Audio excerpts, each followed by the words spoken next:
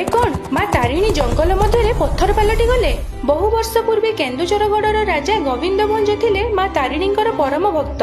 ରାଜା ଗୋବିନ୍ଦ ଭଞ୍ଜ ମା ତାରିଣୀଙ୍କୁ କେନ୍ଦୁଝର ଆଣିବା ପାଇଁ ଚାହୁଁଥିଲେ। ସେଥିପାଇଁ ସେ ପୁରୀର ରାଜା ପୁରୁଷୋତ୍ତମ ଦେବଙ୍କୁ ନିବେଦନ କରି କାଞ୍ଚିରୁ ଆଣିଥିବା ମା ତାରିଣୀଙ୍କୁ କେନ୍ଦୁଝରଗଡ଼ ନବା ପାଇଁ ଅନୁମତି ମାଗିଲେ ଏବଂ ସେହି ଦିନ ରାତିରେ ମା ତାରିଣୀ ପୁରୁଷୋତ୍ତମ ଦେବଙ୍କ ସ୍ୱପ୍ନରେ ଆସି କହିଲେ, ଗୋବିନ୍ଦ ଭଞ୍ଜ ହେଉଛନ୍ତି ମୋର ପରମ ଭକ୍ତ, ମତେ କେନ୍ଦୁଝର ନବା ପାଇଁ ତାଙ୍କୁ ଅନୁମତି ଦିଅ। ରାଜା ଗୋବିନ୍ଦ ଭଞ୍ଜ ପୁରୁଷୋତ୍ତମ ଦେବଙ୍କ ଠାରୁ ଅନୁମତି ପାଇ ମା ତାରିଣୀଙ୍କୁ କେମିତି କେନ୍ଦୁଝର ନେବେ ଚିନ୍ତା କରି ଆଦେଶ ପାଇ ପୂଜା ଅର୍ଚ୍ଚନା ଆରମ୍ଭ କରିଲେ।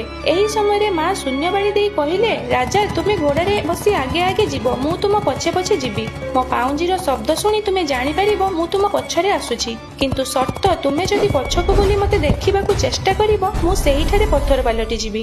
ଏହା ଶୁଣି ରାଜା ଗୋବିନ୍ଦ ଭଞ୍ଜ ମାଙ୍କ ଆଦେଶ ଅନୁସାରେ ଘୋଡ଼ାରେ ବସି ଆଗେ ଆଗେ ଚାଲିଲେ ଏବଂ ପଛରେ ମାଙ୍କର ପାଉଁଜି ଶବ୍ଦ ମଧ୍ୟ ଶୁଣି ପାରୁଥିଲେ। ଏମିତି ଚାଲୁ ଚାଲୁ କେନ୍ଦୁଝର ସୀମା ଭିତରେ ବିରାଟ ଶାଳବଣ ପଡ଼ିଲା।